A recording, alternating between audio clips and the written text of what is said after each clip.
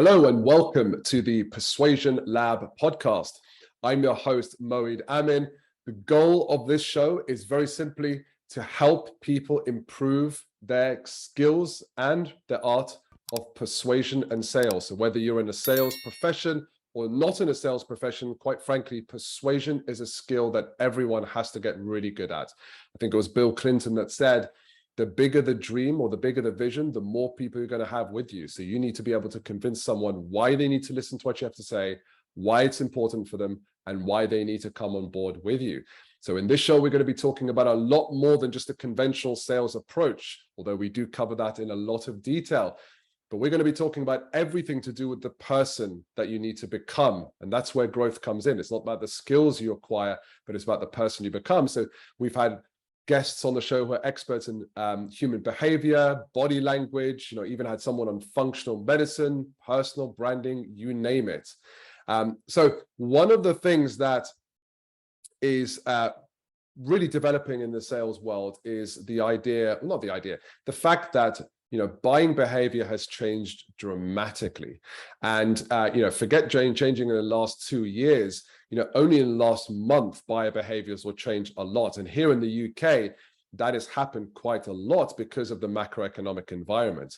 So I'm pleased to have this next guest on my show today. He's considered one of the foremost experts when it comes to sales and customer experience.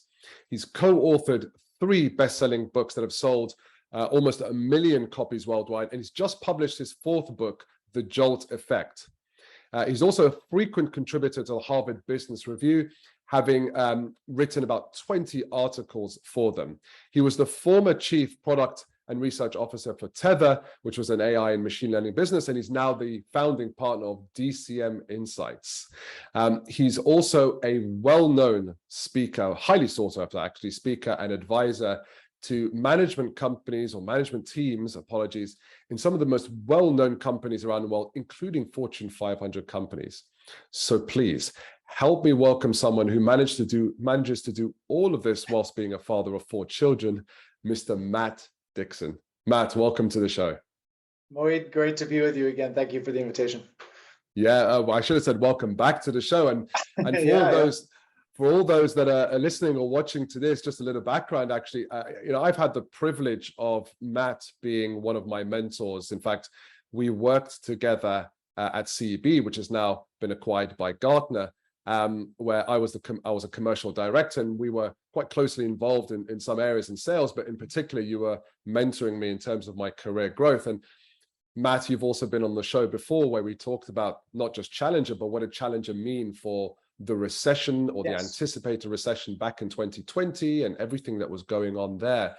So to have you on the show to talk about your latest book is great. And just to give my perspective, which I think might be important for people, is, I read the book and I got an advanced copy, which was fantastic. And I really kind of tore through the book as fast as possible because I was really interested in it. And some of the stuff that you talk about there, I found it incredibly refreshing. And the reason why I did was because those who know me know that I'm all about extensive research from the neuroscience and the behavioral psychology perspective of the buyer. And I think there's too few research and advice out there from that perspective. And your book covers that in quite a bit of detail, as well as the research you've done with, what is it, almost more than 2 million sales conversations?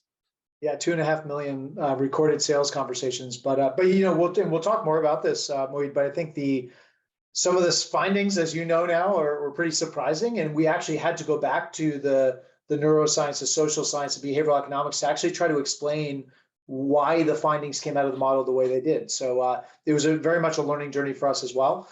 We eventually figured out what talented, gifted salespeople like you already knew, but it was a learning journey for us as researchers. Yeah, I'd love to dig into what the surprises were, but let me ask one question first before that, which is, what motivated you to seek out new answers when it comes to B2B sales? I would say, I think the short version is that perhaps I'm a glutton for punishment, but I think the better version would be this: is that I think, as you know, and for your listeners who are familiar with the previous research, the Challenger sale was really a story about how do we sell to information empowered customers? What do you do in a world where the customer can learn on their own? They can make up their own mind about what they should be doing as a business. They can make up their own mind about who you are and what you can do for them. They can make up their own mind about how you compare to your competitors. And they can even figure out about how much should they pay for your solution. And then they force you to compete on price. So what do the best salespeople do in that world? Well, what they do is they challenge the customer's thinking. We wrote a follow-on book called The Challenger Customers, that came out in 2015. Challenger Sale came out in 2011. A few years later, we wrote a sequel, if you will, which dealt with a different problem, which is, look, if we come and we challenge the customer's thinking with new ideas, and we teach them about new ways to make money or save money or mitigate risk, in many respects, it creates a new problem, which is the problem of building consensus, right? Especially if this is not something the customer knows they have a need for. And now you've got to forge consensus across a broad and often dysfunctional buying committee. And you and I both know this very well, and you know this even better than I do, having been a commercial director and a leader for many years in sales, is that buying groups left to their own devices will agree on very little. And they will agree on the lowest common denominator. Those are the easy things to agree to, but they typically won't agree on a big, audacious kind of bold move forward. And so we wrote a book about what do challengers do to find the right stakeholder who can help them forge that consensus. How does that dynamic play out? So that was all in the book called The Challenger Customer. That was now, again, 2015. And I think we were tracking, there's probably a two-part thing. I think one, we were tracking an emerging problem, which was this problem of no decision losses, which is something that I've been hearing more and more, just anecdotally, no scientific measurement, but something that over the years, I would say the last 5 years probably, when I would go to conferences, I would go to speak at sales kickoffs, I would have conversations with commercial leaders, and I would ask them, what are the big problems right now? What are your salespeople struggling with? And it felt like this was coming up more and more often with sales leaders, that that we're really struggling with the customers who go through the entire sales process and then end up ghosting us, if you will, and just kind of going radio silent. And we've spent all this time and energy. We thought we had them moving forward, but then they sort of end up in this graveyard of no decision, or this wasteland. So why is that? And so this was something I'd been noodling about, my co-author Ted McKenna as well. So if you fast forward to 2020, March of 2020, which I think is a time we all maybe don't remember fondly, maybe the first couple of weeks were fun, but then after that, it became very unfun, right? When that turned into 2 years of lockdown and pandemic. I think we saw what was really a kind of a once in a lifetime opportunity to study sales in a new way.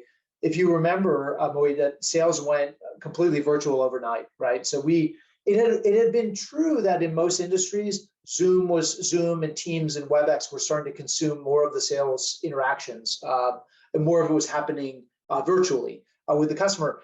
But the really important meetings still tended to happen face-to-face in the customer's office, the closing meetings, the critical consensus building meetings, the negotiations. But in March of 2020, that all changed. And so my co-author Ted McKenna and I were working at a conversation intelligence company you mentioned before called Tether.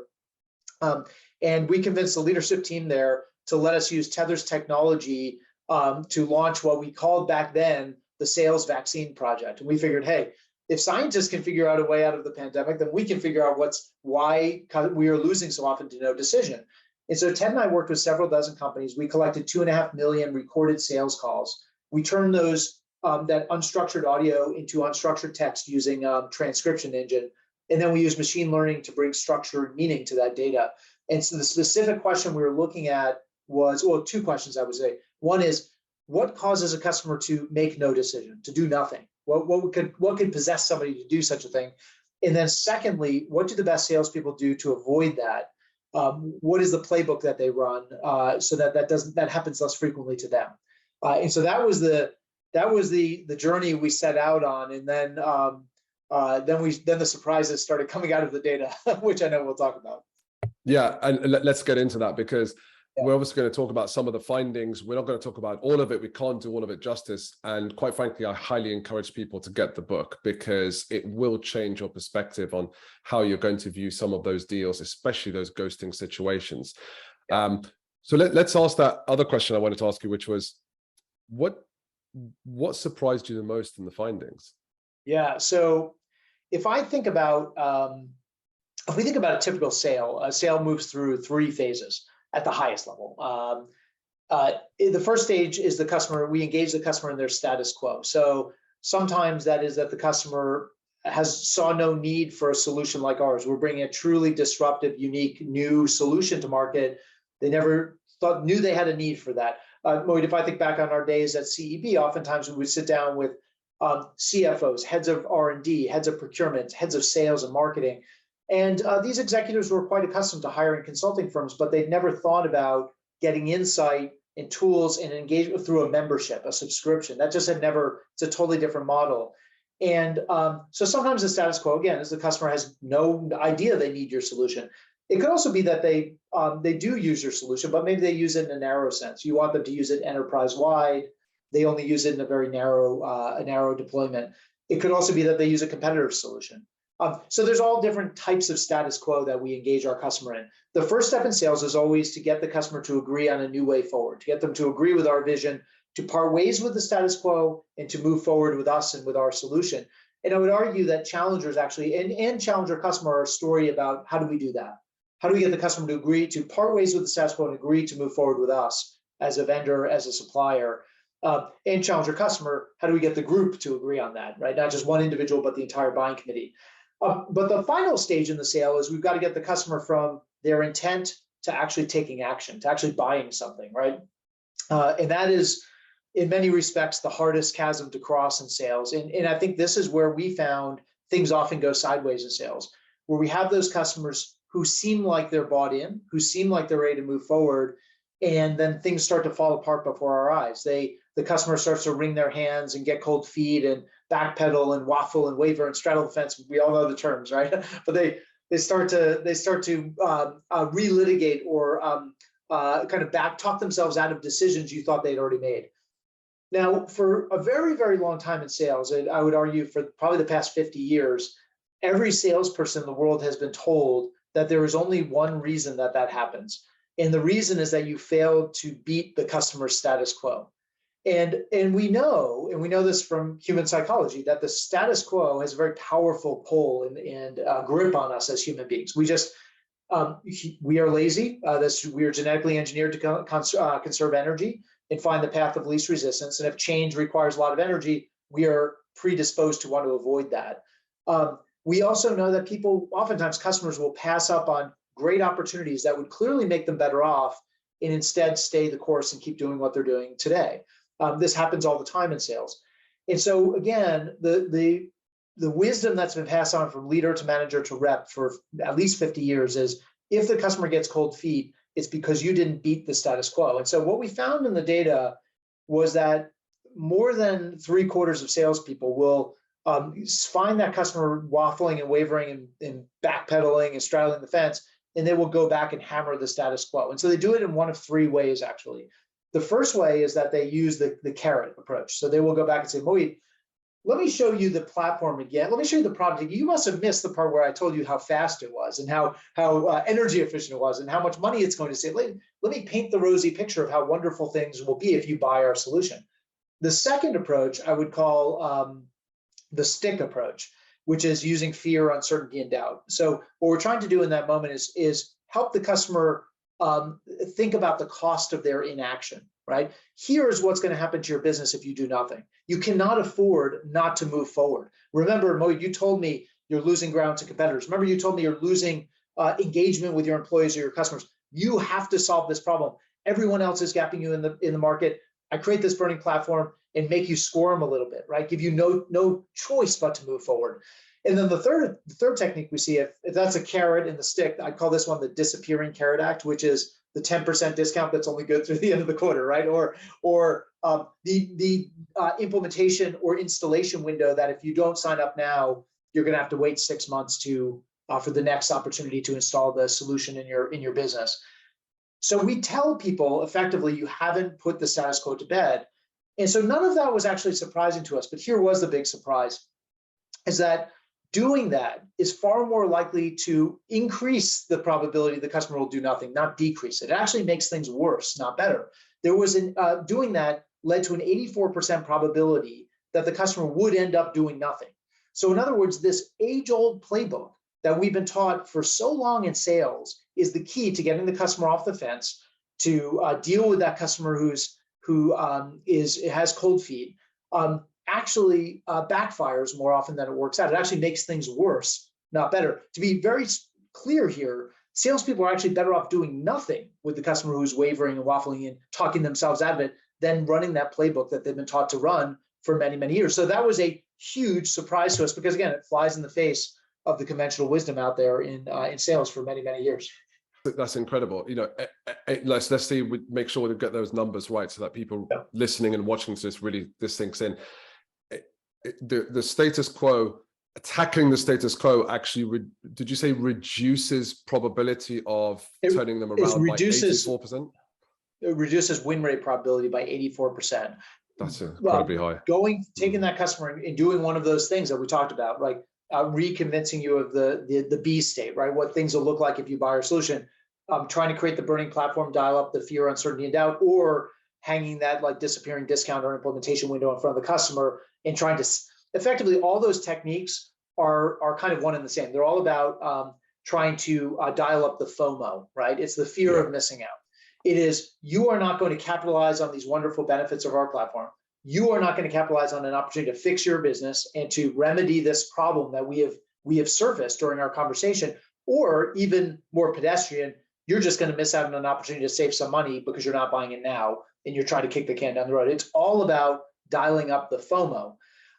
Now, as you know, we'll talk about this. What we found was surprising, though. If you want, I'll tell you a quick story. It's in the book, but I'll tell you a quick story as to this was. We've had a number of experiences like this in our research careers where we found kind of inconvenient stuff in the data. This is one of those inconvenient findings because it was not what we were looking to surface. We were actually, to be totally candid, we were trying to study what the best way was to beat the status quo, not whether doing so was the right thing to do at all.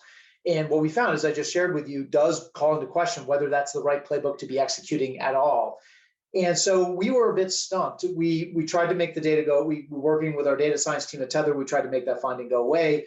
Unfortunately, the more data we fed into the model, the more pronounced that effect became. And so we just had to deal with it or shut the project down. And we had this moment of kind of consternation. And we were called, or we got an email from a company. There's a company that was participating in the study. They sent us a few 100,000 sales calls to contribute to the sample. And the sales leader, who we've known for many years, invited us to sit in on a pipeline review that she was hosting. And she knew this topic of the study was avoiding no decision losses. She said, why don't you and Ted come in and sit on this pipeline review? Maybe something it'll spur some thinking on your part, or maybe you just want to understand how we talk about no decision, because we've got deals every week in our pipeline review that we have to discuss. Do we continue putting time against these, or do we, if you will, kill for cause and stop chasing them? So it was a fairly, I would say, mundane pipeline review. Sounded like any other company's pipeline review until the very end. One of our salespeople brought up for review a deal that was probably about 6 months past its expiration date. So a deal that the salesperson had been pursuing for their average sales cycle was like 3 months. It's now 9 or 10 months into the sale, and the customer still hasn't. They started to ghost the salesperson. They started to intermittently respond to emails with very curt, kind of terse responses. They're not showing up for the Zooms that were set up, things like that. So the writing was on the wall that this customer was heading into no decision wasteland. And so the conversation was, should we mark it as closed, lost, no decision in Salesforce, or should we keep pursuing it? Should we keep putting time and energy against this opportunity? Now, the salesperson thought that it should not be killed. He said, this is a great opportunity. It's a perfect fit for our solution. I think they're just busy with other priorities. I don't think we should kill this opportunity. But eventually, he was overruled by the head of sales and said, we just cannot afford to chase garbage trucks here, right? We can't. Time is our scarce resource. Many of the conversations, Moid, I suspect you've had with your team over the years, right? It's at some point it's painful, but you've got to cut bait and go on to better opportunities. And so they made that hard decision. But here was the interesting wrinkle in the story, is that when they decided to kill the opportunity and mark it as closed, lost in Salesforce, the sales leader asked the team, and asked the salesperson in particular, said, let's see if we can learn something from this experience. Do you think, let me ask you this, she asked the salesperson, do you think that we we lost because the customer preferred their status quo? Or do you think we lost because they were indecisive about changing it? And there was this moment, it was just absolute silence. And there were like 50 salespeople on this call. And the salesperson whose deal this was jumps in and says, I'm sorry, I don't understand. Aren't those the same thing? And she said, no, they're totally different. And then she proceeded to explain those two different types of no decision losses. And in that moment, we suddenly realized what we'd been looking for and why we found what we did. So we went back to the data and we ran the analysis, and here's what we found. We found that in action, no decision losses are actually born of two different causes. The one we are all familiar with is when the customer prefers their status quo. Either they don't believe what they do today is so bad, it's good enough. They don't believe that your solution is a more compelling alternative, or maybe they don't believe the change journey is really worth it, right? We've got other priorities. Yes, this isn't great. Yes, your solution will be better, but it's not a top priority for us. That's any one of those reasons we would classify as a commitment to the status quo. But it turns out there's a second reason. And the second reason is not being committed to the status quo, but actually, as the sales leader said, being indecisive about changing it. Now, I'll grant your listeners, even when I say that, it probably sounds, those two things sound indistinguishable from one another. So let me double click for a moment on what it means to be indecisive about changing the status quo. We found that in our data, there were three things that cause customers to become indecisive. The first one is that they are unsure of what to pick. So quite literally, if we think about all the options we put in front of our customers, different contract lengths, enterprise-wide deployments versus narrow deployments, premium versions versus standard versions, partner integrations, all the bells and whistles. At some point, the customer's got to pick what goes into the proposal, what goes into the configuration, and what are the things you're going to say no to. And choosing what you buy means choosing what you're not going to buy. And this is a customer, we call this a valuation problem. These are customers who are saying, maybe not in verbatim, but they're sending signals that they don't know what to pick. Because in a world where all the options look great, that's a customer who ends up doing nothing because they don't want to make a choice and have that end up being the wrong choice. The second source of indecision is a lack of information. So this is when the customer feels like they've not done enough research yet, that this is a big decision you're asking them to make. They're not as much of an expert as you are as a salesperson. And so you know more about the solution than I do. So I need to be on a level playing field. The old saying, buyer beware, right? It's the next white paper I read or the next webinar I attend or the next analyst I talk to that will show me all the things I need to know to be a savvy buyer. The last source of indecision is called outcome uncertainty. Outcome uncertainty is where the customer quite literally fears that they won't get what they're paying for. Not that you'll take their money and they'll get nothing, but rather that they'll get something, but it won't deliver the benefits that were projected. They may not get the cost savings. They may not get the top line growth. They may not fully mitigate the risk you're promising. They may not grab the market share as you've helped them build the business case around these lofty expectations. And they're sitting there thinking, if this doesn't come to pass, somebody is going to be called to task for it. And it's actually going to be me because my name's on the DocuSign or my name's on the contract.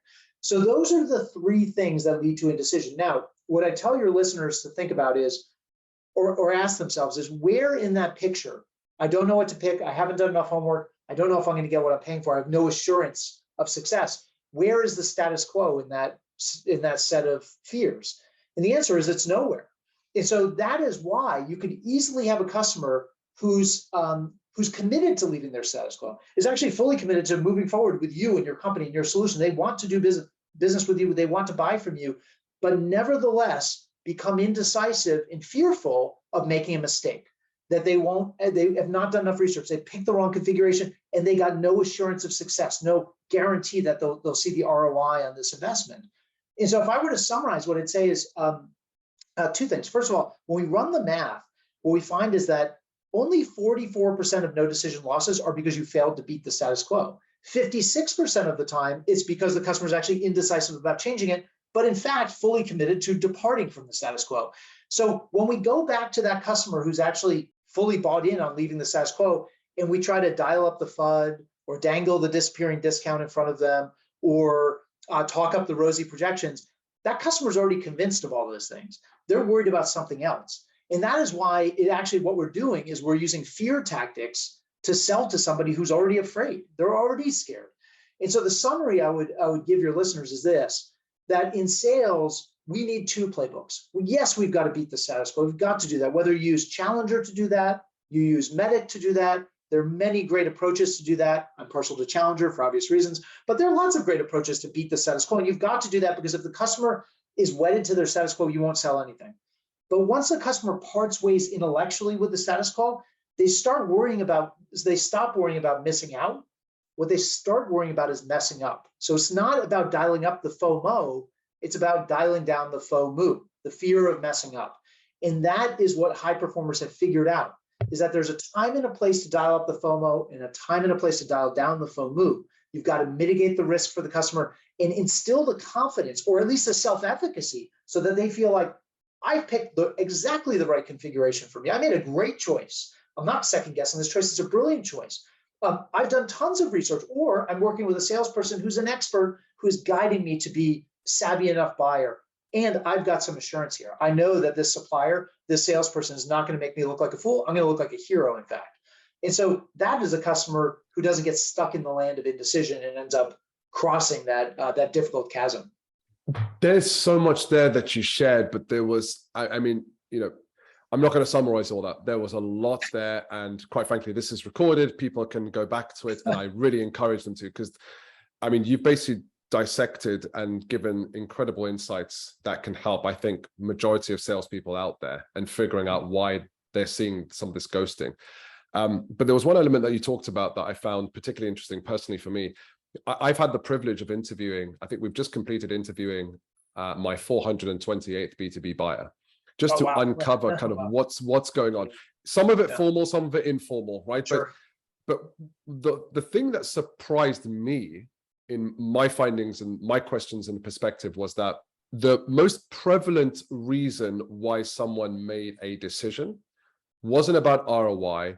It wasn't about this is a better opportunity or this, it was for one main reason, which was I can place my hard-earned reputation in this person's hands. I won't fear losing my reputation and my job and my income and my very identity because I'm going to select this person or this vendor, right? And that's a form of loss aversion, which you talk about quite a lot in the book. And when you understand that, it absolutely makes sense. You can't tackle fear with fear because they're coming from a place of fear. They need certainty, right? With that, not let's dial up the fear even more, because you're basically dialing up. So there's a point where, as you've just said, there's a point where you've logically told them about status quo. Now, I've always felt status quo was an effect, not a cause, in a lot of respects. Interesting. Okay. But but what you shared there was so powerful because it is a form of loss aversion. It's down to the emotions. Yeah. And so in this particular book, you talk a lot about the social sciences, and you and I'm curious, at what point did you realize, or at what point did you connect your findings with heuristics and social sciences? Yeah, great, really great question. So I will say back to your earlier point. As my last answer revealed, summarizing is not my forte. So I will encourage everyone to go hit rewind if you want to catch everything I said. And of course, there's a lot more in the book. But I think this is such an interesting question. I think what we stumbled upon, and can I share? Let me share one other story, because we were talking before we started recording.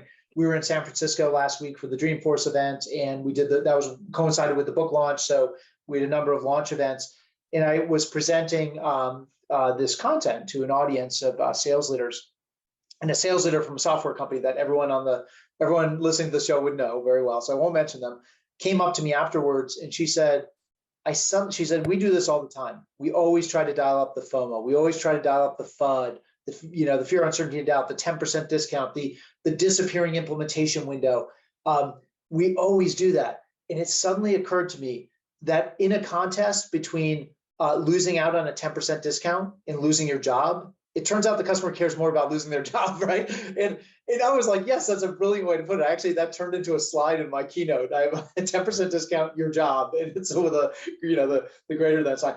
But you've hit on something really important here, Moeed, and this is not really something we did in the prior books, as you know very well, because you know that research and you're part of that research at CEB.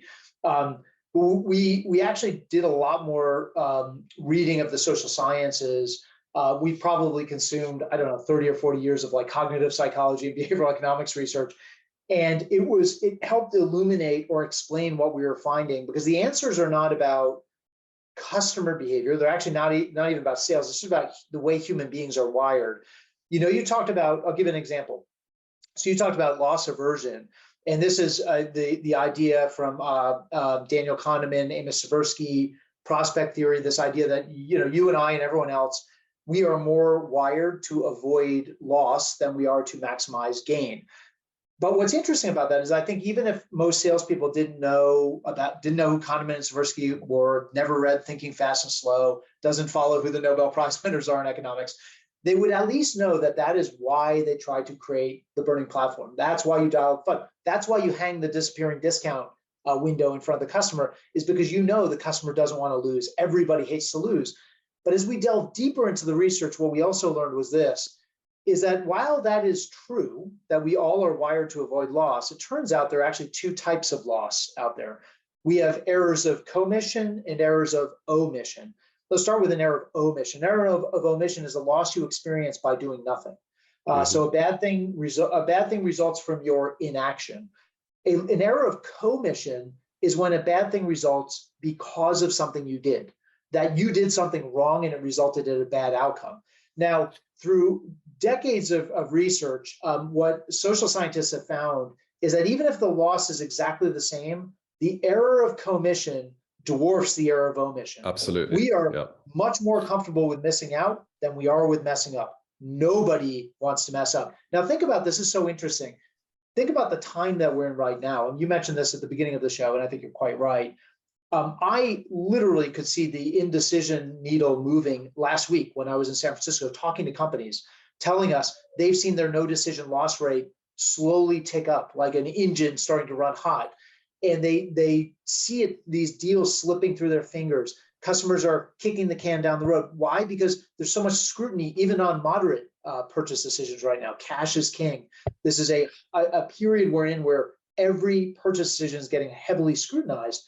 And in that environment, the customer literally is thinking, I could just do nothing and maintain the status quo. And by the way, nobody ever got fired for maintaining the status quo. The status quo has many mothers and fathers in an organization, and there's a lot of people to blame for it.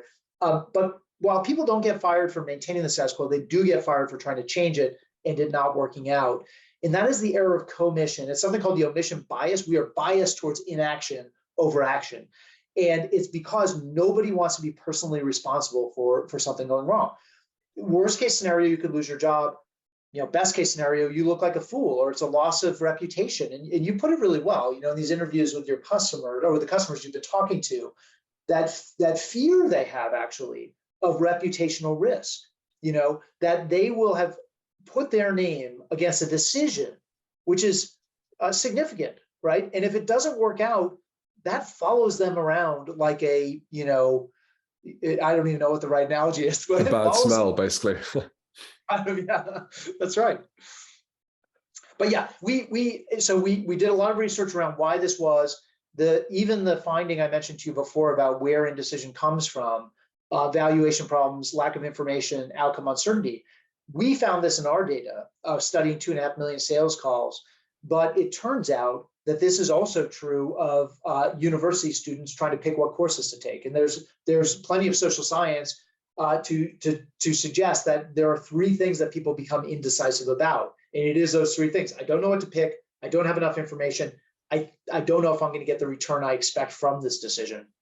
Those are the three causes, which we then took and then ran against our data and found, in fact, with business to business customers, it's exactly the same. So again, this was really informed heavily by the social science because, this is a human thing. And I'll share with you one last idea here is that in our sample 2.5 million sales calls, we had very complex sales. We also had some pretty transactional sales, more inside sales. Think about not sales that take weeks and months and maybe years to consummate, but sales that start and end within the span of a 1-hour phone call. And so we had plenty of those calls in there too. And what's interesting is there was no difference in what we saw worked in either scenario. It's not a function of whether you sell $1 million complex solution or whether you sell a $1,000 product or simple, subscription or something like that. These are human problems. This this problem of the omission bias and wanting to avoid making mistakes is very much a human problem. I completely agree. And I think we forget that, right? And this has been happening for quite a long time now. We forget that actually, it's human beings that are making these decisions, not a brand. And, when you talked about a challenger customer, we talk about dysfunctions in the group. I mean, that's basically group think, where you will make a decision that's not necessarily in interest of the actual project, but it's in the interest of limiting any friction or finding some common ground. So that, I'm really glad that you shared that. There is one point that I wanted to ask you about. Sure. Because I can see this being misinterpreted in some ways, like Challenger was unfortunately misinterpreted. And that was the third element of the JOLT effect, which was the acronym, which is limiting the exploration, which is essentially, where buyers will ask sellers for more information. And us as sellers, we're so only more happy to oblige because we think that's a buying signal. We think if we give them more information, but there's a point, just like a lot of things, where actually there's diminishing returns. But I can personally see, and you talk about how there are some savvy salespeople and high performers that know when to limit that information. Now, I can see this being misinterpreted and incorrectly applied absolutely. on a spectrum. So could you share more about that third behavior? Because I think when people start to read the book, they would really benefit from this extra perspective. Yeah, absolutely. And you've hit the nail on the head. That is of the 4 behaviors, which if it's all right, I'll just recap quickly for the listeners. Please. Yeah. The 4, so JOLT is, as Moeed mentioned, is an acronym. We like it because it's sticky and memorable, but it also speaks to what's happening, right? We're trying to jolt our customer out of their stuck, indecisive state, get them from I want this to I bought this, from intent to action. The 4 behaviors are these. So J is judging the level of indecision. How do we, because remember, these are in many respects personal fears. If you ask your customers if they were decisive people, 100% of them will say yes. And in fact, what we found was that in 87% of the opportunities we studied, the sales conversations we studied, we had customers with either moderate or high levels of indecision. So we need as salespeople to be able to detect this. And so we talk about the techniques that a salesperson can use to do that, because we've got to know what is the playbook we need to execute to get the customer from intent to action. We've also got to know how to forecast that opportunity. And worst case scenario, we've got to know whether this is a fool's errand, right? Is this an opportunity we should actually spend our valuable time against, or is it too far gone, too indecisive? So that's the J. So the O is about offering a recommendation. So as salespeople, we love to put lots of options in front of our customers, but you can't buy a concept, but you need to buy a proposal, and you've got to choose, again, what not to buy, what comes out of the shopping cart, what do you say no to, what doors do you close? And that can be really hard for customers. So we need to make a recommendation to go from a lot of options down to a few options to get the customer to actually make a decision. The L is limiting the exploration. We'll come back to that one because that's where your question was. The T is taking risk off the table. Remember that outcome uncertainty. The customer's fearful. They may not get the returns you're promising. So how do we get them comfortable that you've got their back, that they're going to look like a hero, not like a fool, that they're going to see the benefits that were promised. So if we go back to the L, limiting the exploration, you described the problem very well. And I think you're quite right that salespeople can take this the wrong way. So there's 2 things I know. One is that Jedi mind tricks don't work in sales. So you can't tell the customer, you don't need to read the Gartner Magic Quadrant report. Like you don't actually need to do any research of your own. Like that's a recipe for a customer who does a lot of research on their own, right? The other thing I know is that you can't just say no to the customer, right? You have to, in many respects, I would say you have to earn the right to do that. Now, how do we do it? I think there's an overused term in sales, which I think you and I have heard for many years, which is you need to be a trusted advisor. But I think many leaders and managers have never told their sellers what it means to be a trusted advisor. So if we break it down, there's the trust side, and then there's you have to be in a position to advise the customer. On the trust side, when we go into a sales conversation, we've got to understand that we're actually not starting at zero. We're actually starting in a negative territory. And the reason is because many of our customers carry the baggage of having been oversold in the past. They have a perception that our job as a salesperson is to sell them more than they need, to hide the bad information, not share all the things that don't work in our solution, We're not going to introduce them to the reference customers who actually hate us, right? So the customer knows this. They know that we are wired to sell them more than they need. We are incentivized to do it. We're going to hide the dirty laundry, all these things. So there are specific moments we found in our analysis where high performers will actually say and do things to bridge that trust gap. So they will actually tell the customer, Mohit, I know you want to take this enterprise wide, but in fact, I think I don't want to be a good steward of your money. I'd love to sell you $1 million solution, but I actually think you can save a little bit of money. We can deploy it a bit more narrowly, and then we can expand down the road. Or, I know you're interested in the premium version of our solution, but I think the basic version would be just fine for your needs. Or even pointing out places where your competitor is better than you are in the area that the customer is articulating a need for. So these are moments that instill for the customer the confidence that this person is not trying to oversell me and not trying to hide the ball. They're actually trying to get me to a good decision. And they're trying to be a good steward of my budget, my time, and my resources. The second thing we have to do is be in a position to advise the customer. So what does that mean in sales? Well, what we found was a couple of things. The first is that good salespeople, position themselves as subject matter experts around their product or their solution. So quite literally what that means is they carry more of the load themselves talking about the product, the ins and outs of the product. They do their own demos more often. They don't bring the clown car of subject matter experts, the engineers, the CS managers, the executive team sponsors onto every single sales call. And the last thing they'll do is something like this, where I say, hey, Mr. or Miss Customer, I know you had a question about our product. I brought Mohit. He's our chief product officer. Mohit, take it away. Why? Because Mohit hates that, because he's not the sales guy. I am, right? That's the first reason. The other reason is high performers know when you do that, you get delegated down to the person you sound like. So you are perceived in that moment as nothing more than a glorified calendaring person whose only benefit is to get people like Mohit on the call, but I offer no value myself. And if the customer perceives that you don't know as much more than they do about this solution or this market or this technology, that's a customer who will continue to do their own research.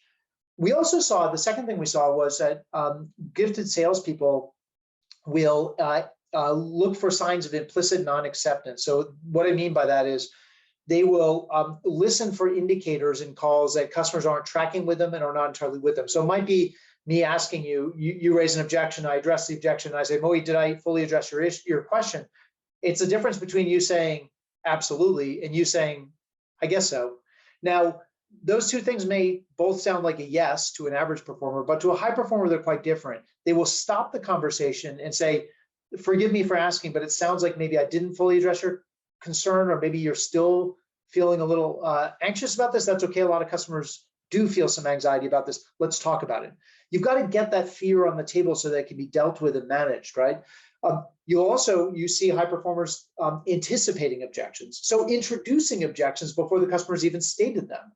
That tells the customer, again, you are a trustworthy advisor, somebody who's introducing things I need to think about, but also you show me, you demonstrate to me that you've sold this to people just like me before. You know what's going through my head, you know my concerns, you know my objections, you're one step ahead of me on my learning journey.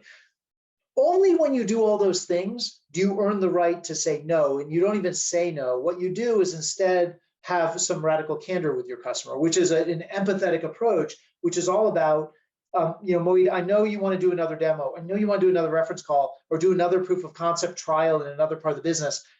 But I've got to be honest, I don't want to waste your time or ours. My only goal here is to get you to the right decision, whether that's buying our solution, buying our competitor's solution, or just doing nothing, right? So let's make sure we get to that decision. But I don't think that next step that you proposed is going to advance you to that final decision. So let's talk about what you're thinking, what you're worried about. Let's have a frank conversation. There may be other ways to get you the data and the information you seek. So again, it is absolutely not no. That is going to backfire dramatically. And you're quite right to expect that salespeople will misinterpret that and probably go and do that. But that is not at all what's intended. So. Yeah, I mean, there was so much in there, and there was elements there that I want to extract, because for me personally, and this is kind of my perspective, but I absolutely encourage people again to read the book and to go into the detail there. But the last person I interviewed, that 428th buyer, was a product director who was in charge of purchasing large amounts of technology involved in their product development, their product strategy, whatever it might be. And there was something that he said that was very interesting, which was, those salespeople that he trusted more were those that didn't hide or omit where they were strong or where their competitors were strong. Yeah. They were the salespeople that would saying, look, I'm going to be candid with you. Where we are strong is here. Where our competitors are strong is here, and where competitor X or B might be as strong as here. You know, they were very candid about that, and that's because the buyer was saying, "Look, I've done my homework." Right. Sure. So if they're trying to hide that, then I can't trust them anymore. And you spoke a lot about that, actually. But the other thing that you said there, which was really good to hear, is, you know, we're trying to get to the heart of, well, what's actually going on here? You know, what's driving that? You know, Chris Voss talks about the different types of yeses, right? And, you know, there are 3 different types of yeses here, and you've alluded to that, right? So, you know, if someone's saying, yeah, I think so, well, it's a salesperson that's not taking things on the surface level. They're kind of digging in further and saying, well, hang on a second, there's a bit of reservation here. Let me address that reservation. Let me have the courage to do so. And then the other part that you talked about, which was the trust element. Very hard, not very hard. It's not really been discussed very much. People talk about trusted advisors, but I've seen precious few codification of what that really is, or at least that being taught in a way that is actually actionable. So definitely something that I think was valuable for people to take away in that. There a couple. I know we're short on time, so there are a couple of questions I definitely do want to get out there if you're good on time. One of them is we saw this in Challenger, and actually you see this in any other kind of training program that's being brought in, which is a lot of the time the bottleneck. There are a few bottlenecks, but one of them are the sales managers themselves. Of course, and the sales managers either haven't been through the training program or have, but under times of stress, they revert back to what they're familiar with. And that's very biological, right? How would you recommend sales managers kind of support their reps when applying the JOLT effect? Is it a question of the fact that they kind of need to read the book and understand it, or is there more to it? I think that's part of it. And I think it's, you know, you've articulated something, Moeed, that's, I think, it's core to who we are, right? We tend to revert back to what worked in the past, or to those, it's the reptilian brain, right? We go back to like those knee-jerk reactions. And I think in sales, one of the knee-jerk reactions, because we've been taught to do this for so many years, and from time to time, it certainly has worked, is put the pressure on the customer, scare them into action, help them realize the cost of their inaction, dial up the FOMO. That is, I think, the reflexive knee-jerk reaction for sales managers. And it can be quite frustrating when your salesperson is working on an opportunity that's just languishing. It's just it's not making forward progress, and you're shy of your number, and the salesperson is dragging the team down, and you're not going to get. It can feel like the right thing to do to just say, let's put the full court press on them. Let's dangle that discount in front of them. Tell them they're not going to get it if they don't buy this quarter. Point out that we're working with their competitors. Show them the ROI projection again. You know. This can be the natural inclination. So I think it is about being aware of what our natural inclinations are. But I also think part of it is when it comes to working with salespeople, and we talked about this in Challenger as well, is it's about coaching. I mean, it being not, and I think the problem that we see over and over again, and I think you've seen this in spades in your career, is that most sales managers are actually quite bad at coaching, and they confuse deal inspection and performance management with coaching. There is a role for the sales manager to play, of course, on deal inspection and performance management. That is part of being a manager of people. But there's a critical role the sales leader plays, the sales manager plays around coaching. That is not about a deal or an opportunity or activities. That is about working on the behaviors I know will make you more successful as a salesperson. And it's about creating safe zones of practice and having those conversations. And making it okay to fail and try things that don't work out, and we learn from those mistakes and being able to review them in a non-critical kind of way. Again, sales managers are not good at this. Many of them are never taught to do it effectively. It doesn't mean they can't be taught to do it. It just means the companies haven't invested in that skill development.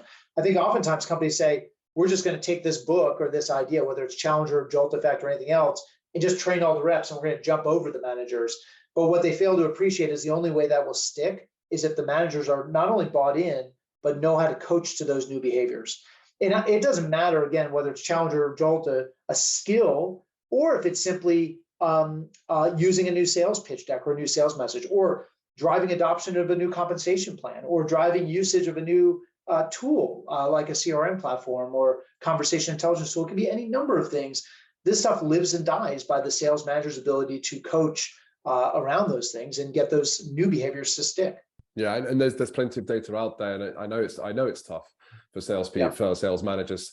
A lot of them aren't taught how to do that.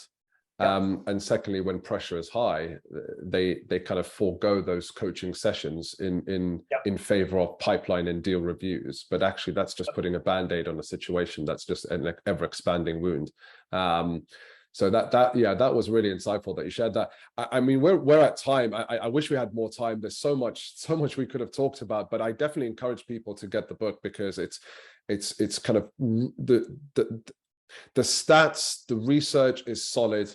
You're talking about things that, quite frankly, are very visceral and very human, very emotional.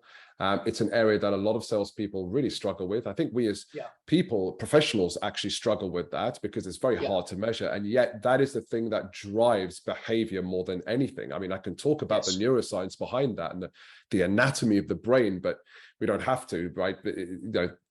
Other people can look at some of the content I put out there, but there is biology behind that. And oftentimes we as salespeople are trained to act incongruently towards the buyer's biology. So love the book. I got to ask this question. Sure. And I ask this of all our guests when they come on the show. You've been asked this before as well. So this hopefully isn't new. Which 3 books would you recommend our viewers and listeners should read? Or alternatively, you might say, here are the 3 people that are very knowledgeable in this space that you should definitely follow. And it doesn't have to be sales specifically. It could be something wider, or it could be in the realm of business, etc. But what would your answer be?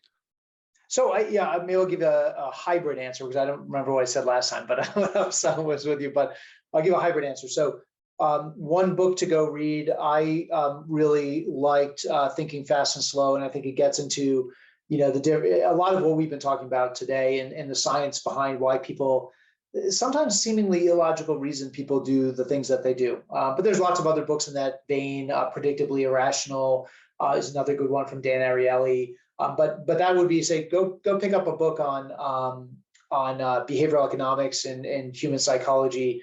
And I think you'll learn quite a bit about how to be a better salesperson. It's not a sales book, but learning how people operate will make you a better salesperson. One person to follow, I think I would go follow Dave Brock. For those who don't follow Dave, he's a fantastic thought leader out in the sales space. I read everything he writes.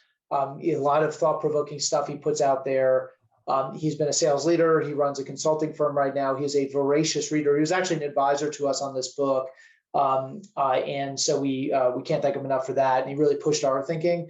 So I would follow Dave Brock. He runs a firm called Partners in Excellence, which I think is a great outfit. And Dave, again, puts out some great content. So sign up for his blog, check out his content on LinkedIn.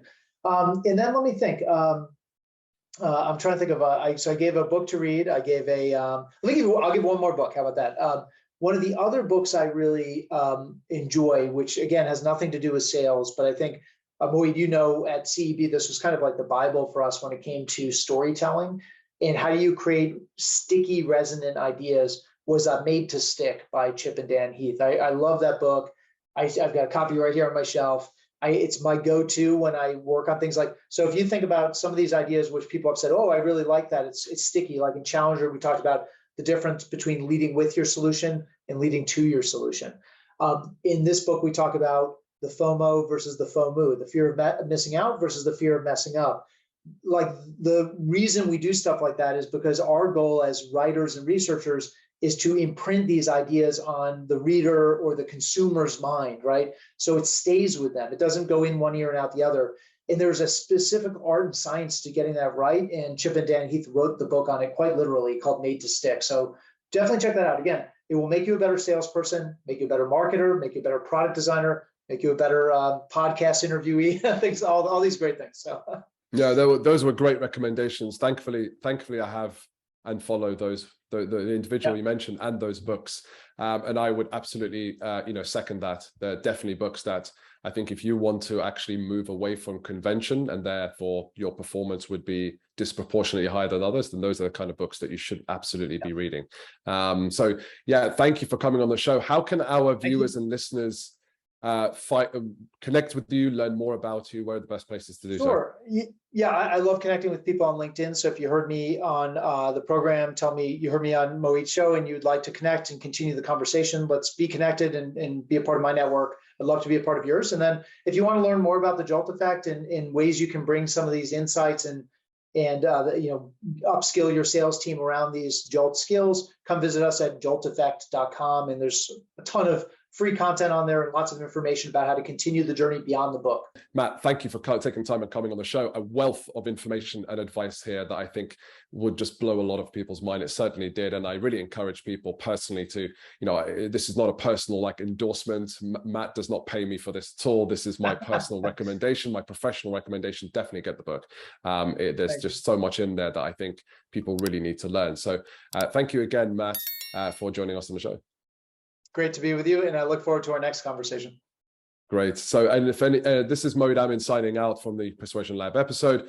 If you are interested in learning more around the neuroscience and behavioral psychology behind why and how your buyers make decisions, do check me out and reach out to me. Happy to have a discussion with you. Link in the show notes below. But until the next episode, thank you, everyone.